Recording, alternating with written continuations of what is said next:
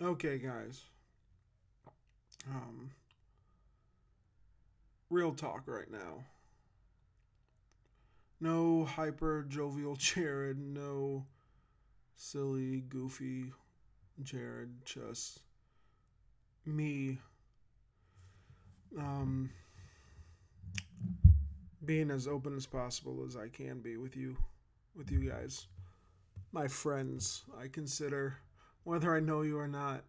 If you're a subscriber, I consider you my friend because my channel is about sharing me with the world and sharing everything about me with the world. And I've been wrestling with doing, been wrestling with the idea of doing this video for a couple months now. And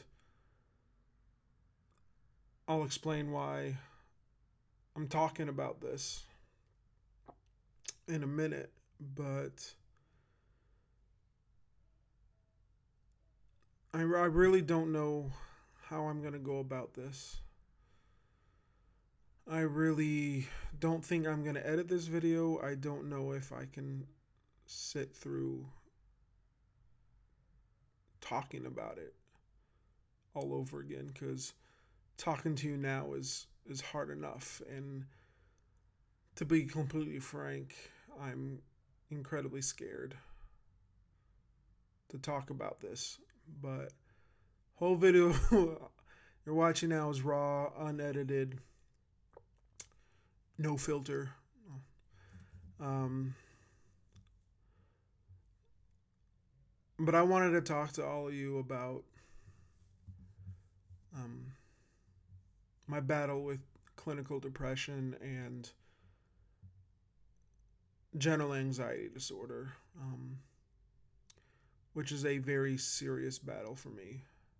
And um, a lot of people know that I have depression and know that I have general anxiety disorder. I don't hide it all the time on social media.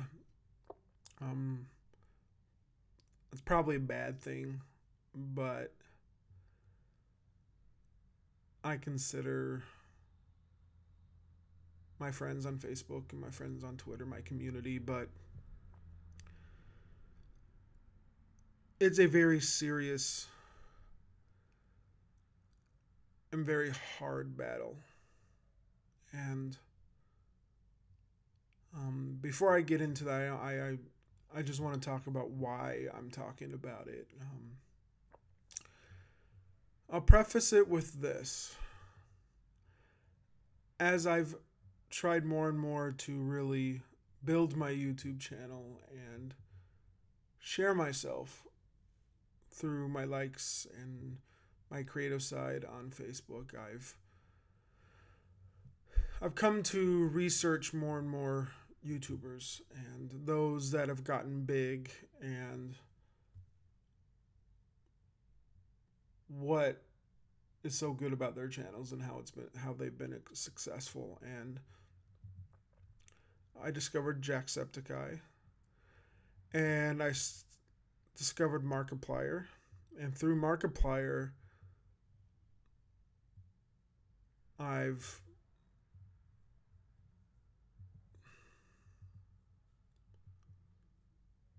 I discovered Syndigo, and who's actually stopped making videos because a member, um, all of them were close friends with Markiplier because they helped with videos, helped with editing. But a member named Daniel, who's an extremely young and talented musician and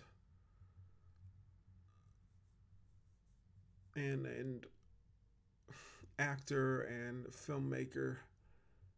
I won't go into all the details because it's probably been rehashed and it doesn't need to talk about it, but he lost his battle with depression. And I'll say that. And then through seeing how that affected fans, how that affected someone like Markiplier, who was very close friends with him, and the response from them, I guess I could say. There was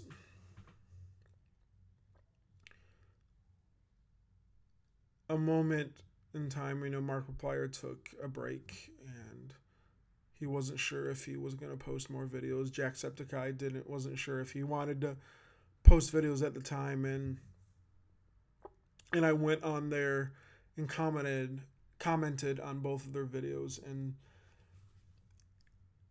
and said that as much pain as they're going through, that what they post is very important because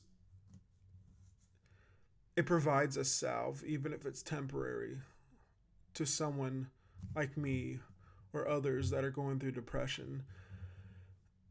It gives them a moment of happiness, and sometimes a temporary salve is enough to save a life. And I thank them for that because their videos have been a salve for me. They've been moments of joy when I couldn't find any. Especially the last several months of my life, which I'll get into more, but I'm going to try to keep it together. But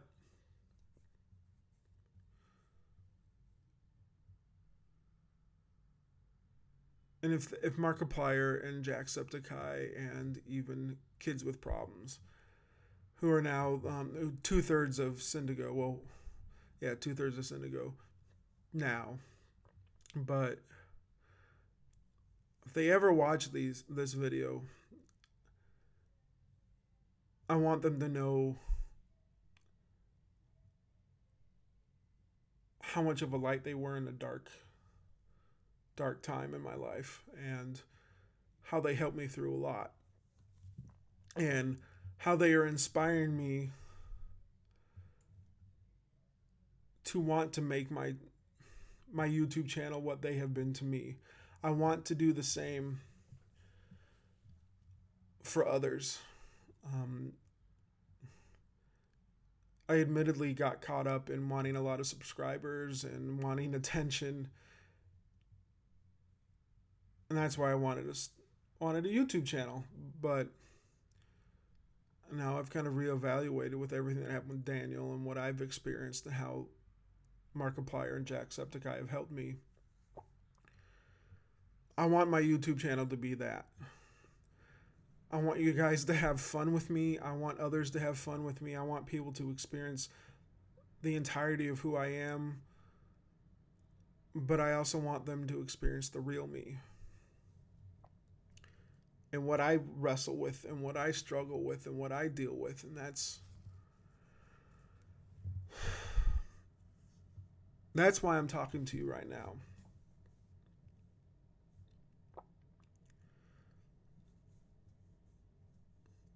I guess to tell you, to help you understand, I need to tell you my story.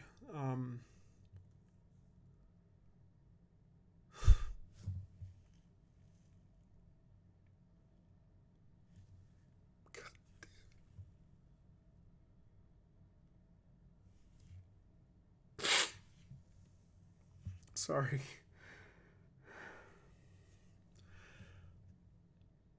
I suspect that I've had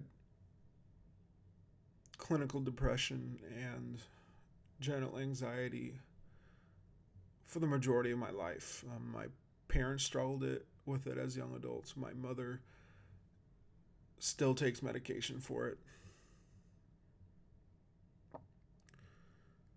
Um, it was evident in the way my father raised us that he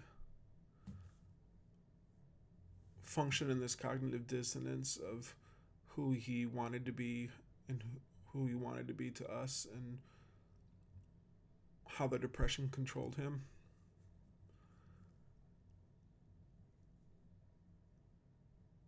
but I always cracked it up to be, neuroses, just me being a neurotic little kid. But, as a kid, I would get stomach aches when the cable went out, or I'd be worried about going to sleep because I'd be afraid I'd miss something, or I couldn't fall asleep because I thought every night was going to be the night that someone was going to break into our house. Or every time I heard a siren while I wasn't at home with my family, something happened to my family, or something happened to a friend. And it's just things like that I remember as a younger kid. And then add on to that being bullied. And other than being an overweight kid, I don't know why people targeted me. People have always I've always been the butt of people's jokes. I've always been the one that's been picked on. I don't know why. I've always been the kindest person I can be to people, but I was always teased for my weight. I was always targeted.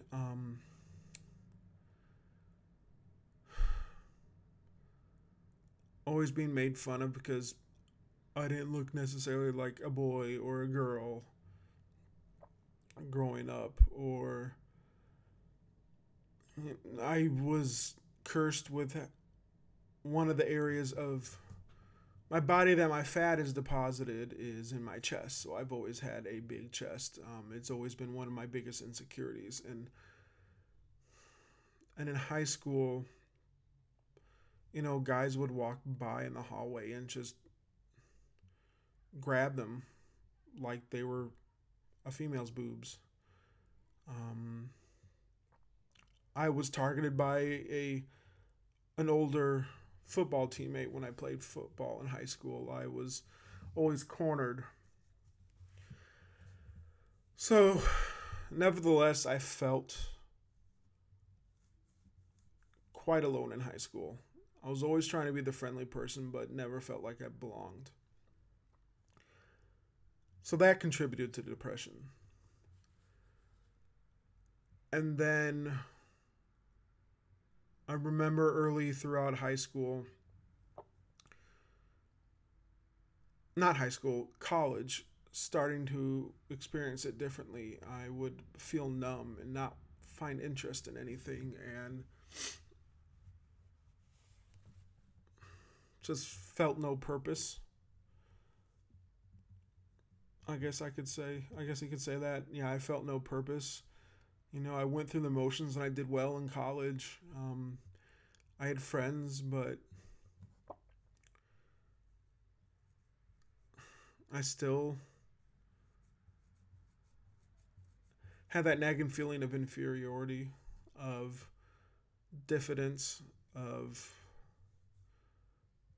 lack of self worth because I had never had my worth affirmed. Um, so I was building, and then I was starting to get better because I entered college at 315 pounds, and by middle to end of my junior year, I was down to 245. So I was having a lot of success and a lot of things going well and a lot of hope in my life. And then things started to crumble. And this is when the depression really took hold, and I first started experiencing my father passed away in August of 2005 when I was 21.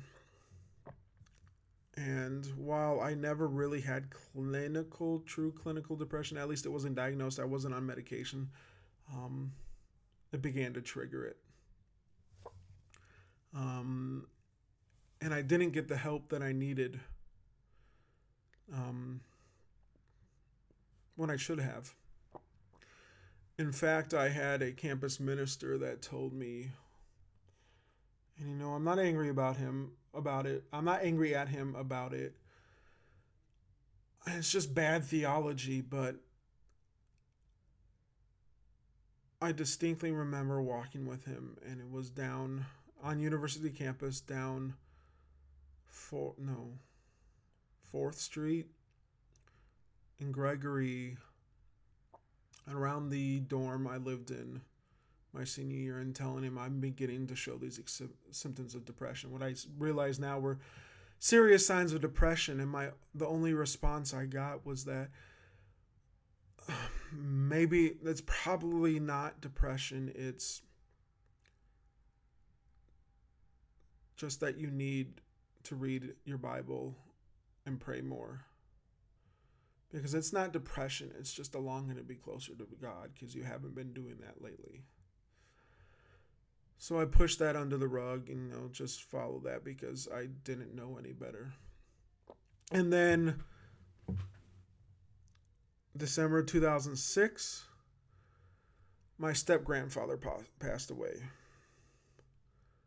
Summer 2008, my aunt, my mother's only sister, passed away. Then, right after Thanksgiving of 2010, my uncle, my mother's oldest brother, passed away. And then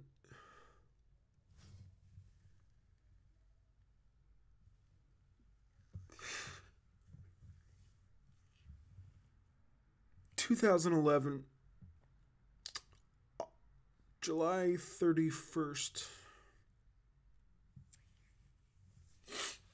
my aunt on my father's side, who took me to my first Cubs game, who always supported me, who always showed me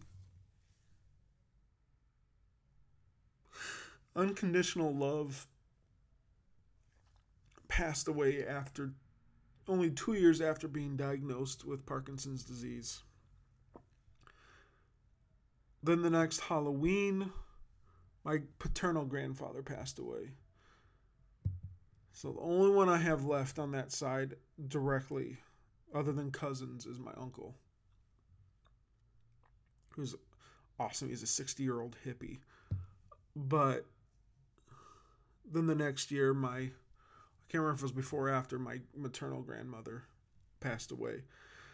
So in the span of, I think, 8 to 9 years, I lost one dad, step-grandfather, aunt, uncle, aunt, grandfather. 7 people in a span of 8 to 9 years that were close. And in that whole span of time, in 2009, I moved down to Atlanta to go to grad school. And I felt like my life had finally, even with all this loss, I felt like my life was finally coming together. Like I had my purpose. I moved down to Atlanta to go to seminary.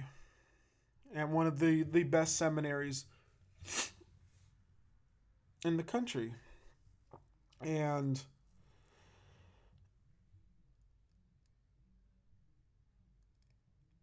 sorry, for a second there, I thought I didn't press record. That would have pissed me off. But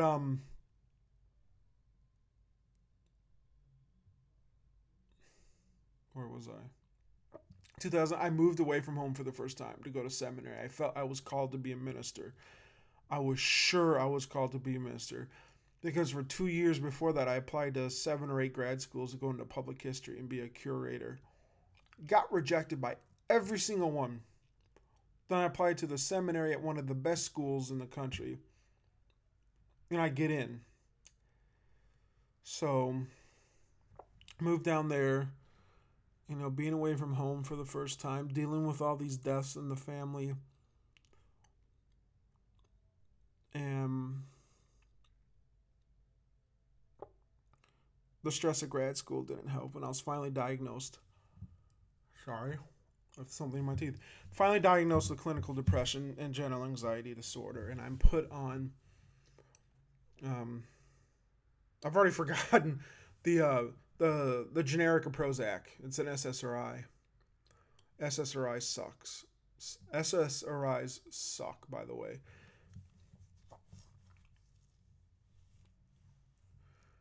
I put on all the weight back on and then some. I'm still fighting it. I'm at the heaviest I've ever been in my life, and I've lost 20 pounds. And I was alone. I made some great friends, amazing friends that helped me heal.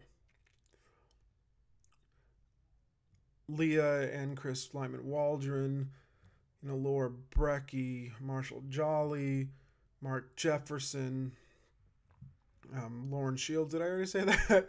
um, Tim Moore, and many others that just really, really helped me heal. And just especially Leah, who just would sit with me and talk and push me to heal and push me to change. And then I met the love of my life, my girlfriend, Marianne, and she's been such a blessing in my life and has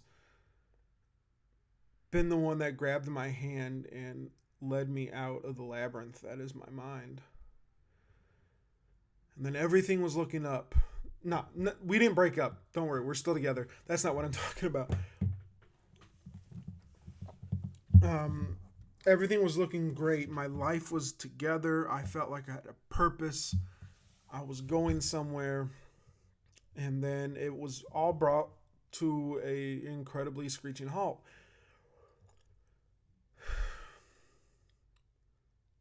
In the process of becoming a minister in the United Methodist Church,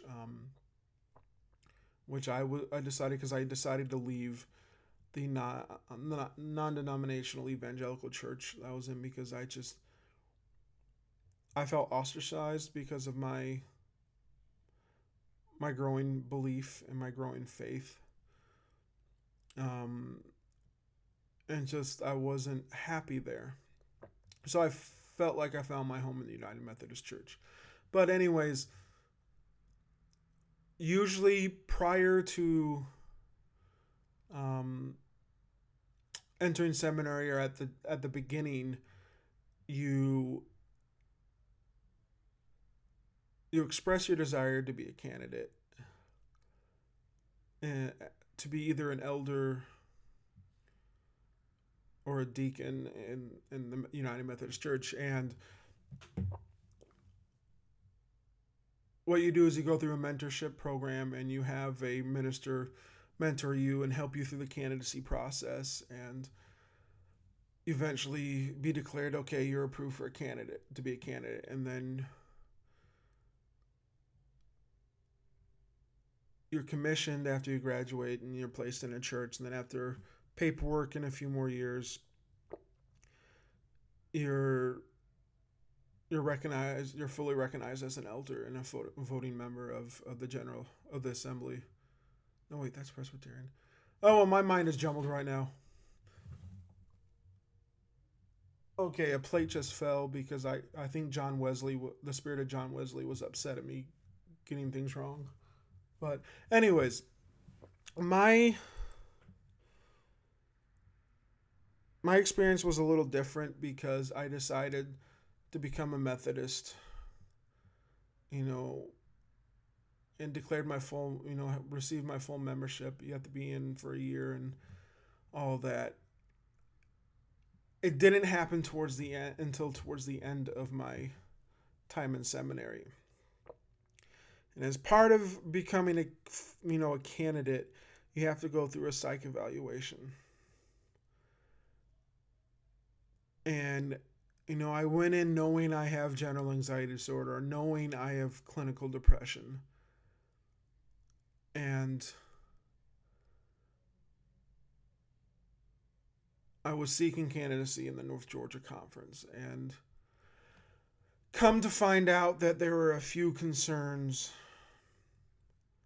on my psych evaluation that were significant, and they didn't think could be rectified soon. And on top of that, I was not allowed to see my psych evaluation. So I could not find out what the problems were, acknowledge them, and get them fixed so I could be a candidate for the ministry in the United Methodist Church. And so what seemed like my calling was just stopped. And I truly felt like my world was crumbling around me. And then I found work, a good, full time job. Worked there for 6, 8 months, and then found a really good entry level position. And then I was let go from there. That was September of 2013. And that's when everything went to hell. I I spent 2 years looking for work. No matter how hard I tried, I couldn't find any work. No after no after no after no. And that just destroys your confidence. And I lost myself.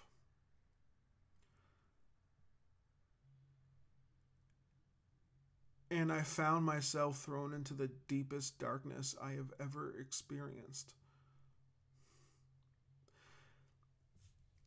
To the point.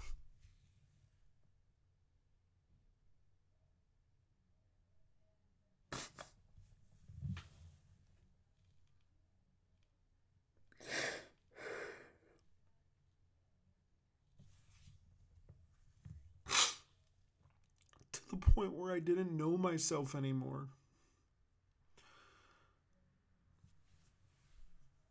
To the point where I've lost all confidence in myself, all belief in my ability. And what's worse is that it robbed me of what I love doing. I want to write. But what this depression does to me is not only does it make me hate myself, not only does it make me not believe in my ability, but it makes me unable to focus, unable to think straight, unable to fully process things. To the point where I feel like there are times I feel like I'm going crazy because it's like my intelligence has been zapped out of me. But it robs me of the thing I love most. And that's writing. I have this web series I want to write, and I'm trying to build this YouTube channel, and I want to become a screenwriter, but it makes things so difficult. I guess the best way I know how to put it is that first I'll put it what the depression does to me is that it makes me function in binaries, in complete mental cognitive dissonance. I believe I am a great writer while at the same time think I'm horrible and no one's going to love it. No one's going to like my work. Where I know I am a great loyal friend, but at the same time I feel like I'm a complete burden and no one likes me and everyone's getting tired of me. Where I know I'm loved, but I don't feel loved.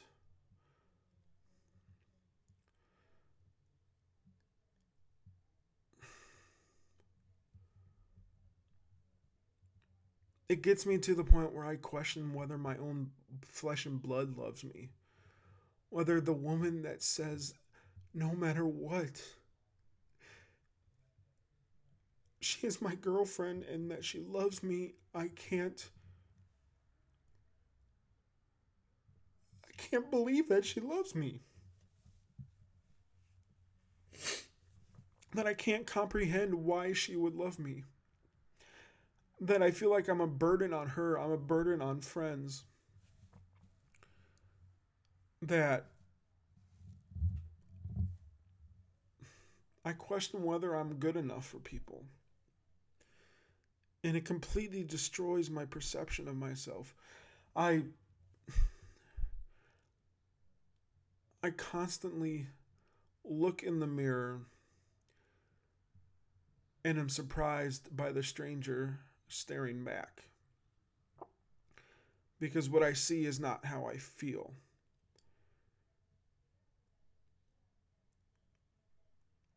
And I see what I've allowed the depression do to me and put all on this weight.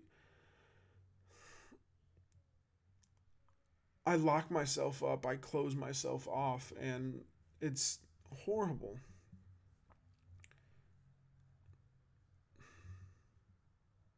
And it's destroyed my relationship with food. It's not like I already had a good relationship with food.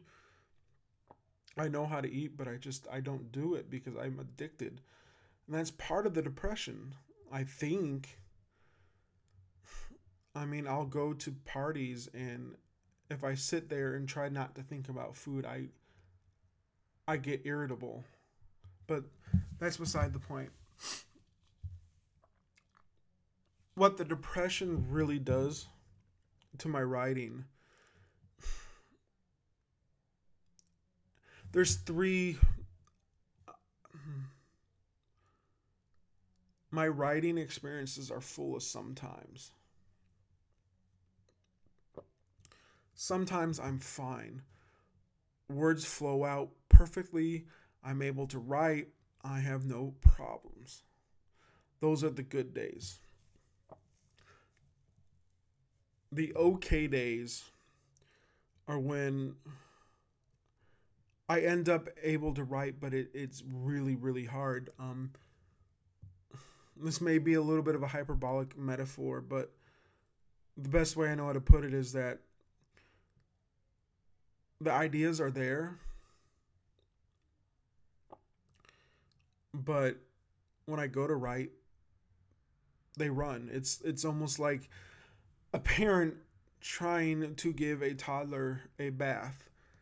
Um, they go to pick up the child to put them in the bath, and the child just sprints, with the bare butt smirking in defiance back at the parent. Eventually, you catch the toddler, you get him in the bath, and all's good. That's what my writing's like sometimes. Then there's the days where it's just horrible. Nothing comes out. I truly feel like a fisherman sitting in his boat or her boat out on the water, the lines in the water, and waits all day for something to bite, and nothing bites. And that's what I hate the most, because I have these ideas. I sit down to write, and there's nothing. My mind will not function. And it fucking pisses me off.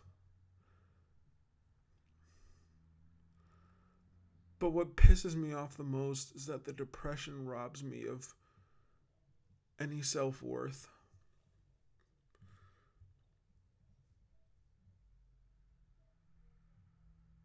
and of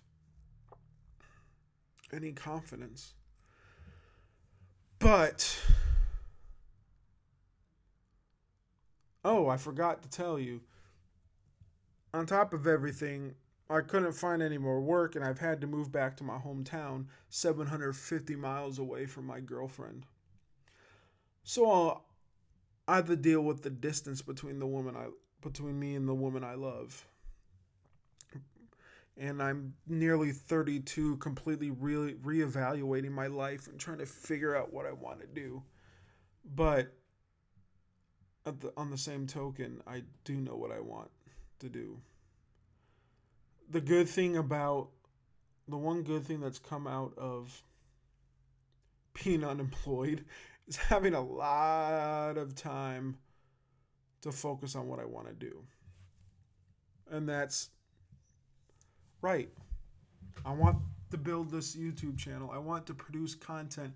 I want to finally, after years of ignoring my creative side and what I truly wanted to do, for the silly ambition of the unexistent American dream and having success and making money and having a car and a family and a nice house, I've ignored that passion. I've ignored that desire. And I'm not going to do that anymore.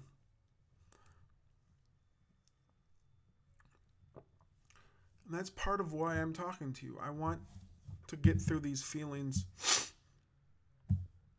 I want to get through these emotions. And I want to be free of them. But most of all, any of you that are watching and are going through the same thing, I want to help you. I want my YouTube channel to be something where we can just hang out, where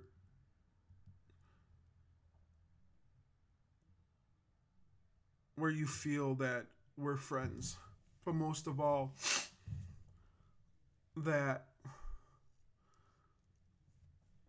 you can experience some kind of joy and experience some kind of salve while you're hurting, and that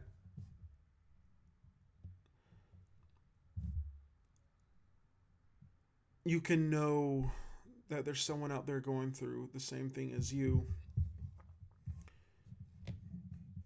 and that we can fight this together. That when you feel like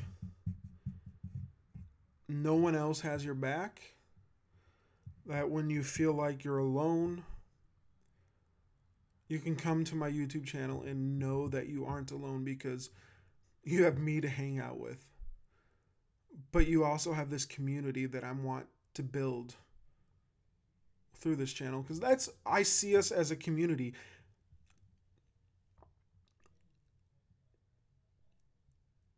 I see us all as friends that are helping each other and experiencing each other's joys and pains and struggles, whether it's real pains and struggles in life or pains and struggles of experiencing my stupid jokes and my goofiness.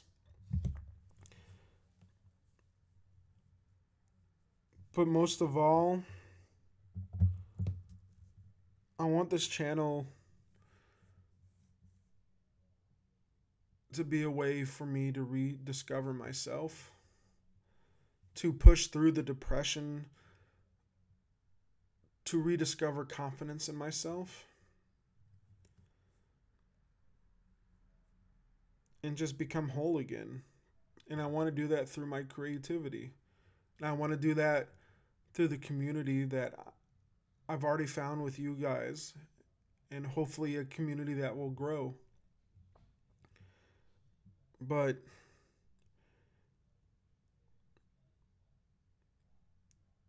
I guess I've been talking for far too long, but I guess I'll leave it here and say that just know, if you're really depressed or you're hurting and you're considering ways out that brings harm to yourself, I've been there too. And I've wrestled with that. And I've been fortunate enough to have people that have pulled me out of that pit. You know who you are. Mandy, Johnny, Kelvin, Marianne. There's a list, much longer list that I don't want to go through, but I've had those people. Not everyone has those people.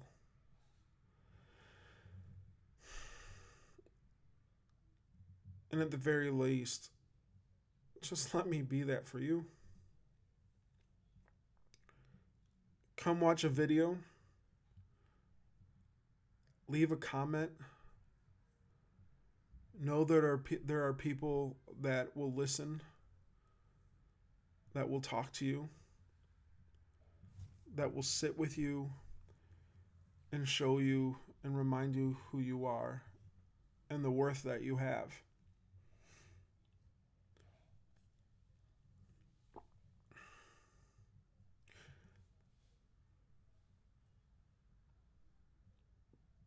Just know there's someone to talk to. Thank you to those that have been there for me. But I'm going to leave it there.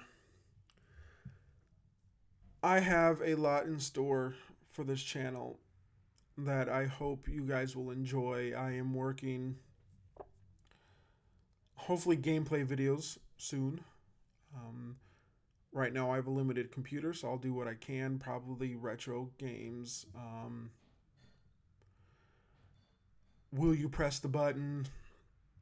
Um, I have a good friend, Kyle Benefield, who I'm going to try to bring into the videos somehow and do some challenges like, I don't know, hot sauce challenge, baby food challenge, Bean Boozled challenge. Um, I hope to do more haul videos. I just subscribed to my first Loot Crate, so that will be happening end of this month. I got Jerky XP for the first time. I've heard a lot about it and I wanted to try it, so I will be doing a testing video as soon as that stuff gets here. It's been taking a while. But, and I'm in the process of starting to build my own gaming computer, so hopefully by February or March I'll have that put together and I'll be able to really bring in some gameplay. Hopefully I'll have a PS4 soon also, so I can do gameplay through that. But I feel like this is a bridge to a new start or a new place. I just want you guys to experience the entirety of me, and that's what I'm hoping to bring to the channel. Whether it's the silly, goofy me with showing off my toys, or acting a fool in gameplay videos, or the more serious side of me where I really delve into the intellectual stuff with Creative Corner, or continue to try weird foods and hopefully bring in, short films and sketches and all of that. And maybe soon you guys will see my horrible acting. But guys, thank you for watching for, good lord, 43 minutes of me just talking. I really appreciate that. But thank you, everyone. Specifically those that have been determined to help me through the shit that I've been through as of late. And I'm excited for what's in store for my channel. I was going to say something else, but I lost my train of thought. Uh, nothing new with me. But, I'm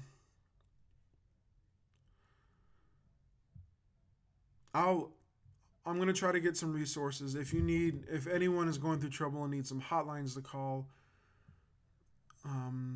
resources, anything like that, I'm going to put those in the description. But just remember, you're not alone. At least I'm here. I've been known to be a big teddy bear, so at least you'll have someone that's nice, I guess. But just make sure to subscribe if you haven't yet for great and exciting content in the future. If you like the video, press the like button. If you don't like it and you press the dislike button, I'll just accept it as you don't like depression, and because that's how I feel. But whatever. Anyways, thanks guys for watching. I will see you all next time. Hopefully we'll have a lot more fun than this. Bye.